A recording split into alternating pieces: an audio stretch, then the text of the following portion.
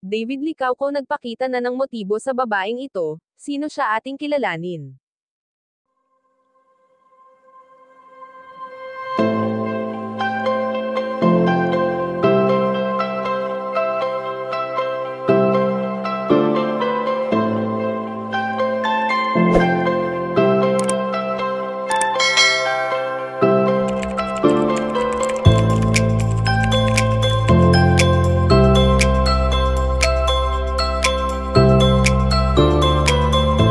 Matagal na rin nga nang nagtambal sina David Licauco at Barbie Forteza na kahit patagal na ng patagal nang sila ay naging magkatambal ay mas kinikilala pa sila ngayon ng mga netizens.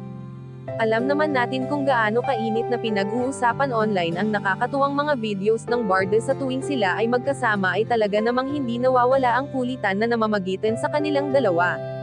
Matatandaan na nitong nakaraan lamang ng ating napanood ang solo interview ni Ginoo David Licauco kay Nelson Canlas ay napakaraming nakakakilig na inamin ang binata at hindi nga napigilan ng host ang kiligin sa isiniwalat ni David Licauco. Bagamat hindi opisyal na may relasyon ang tambalang barda, ngunit kung ating susuriing mabuti ay talagang iba ang saya na namamagitan sa kanila sa tuwing sila ay nagkakasama na. Subalit sa ngayon nga ay ayon sa aming impormasyon na nakalap na nagpakita na ng motibo si David Licauco sa babaeng ito. Mapapansin sa video na lumabas online na animoy inangkin na ni Ginoo David Licauco ang kanyang binibini na si Barbie Forteza at kahit anong daming tao nga ay hindi niya ito binitawan, bagkus ay palagi niya itong hawak. Mapapansin pa nga ang malimit na paghaplos ng kamay ni David Licauco kay Barbie Forteza na talaga namang kilig ang naramdaman ng lahat para sa magkatambal.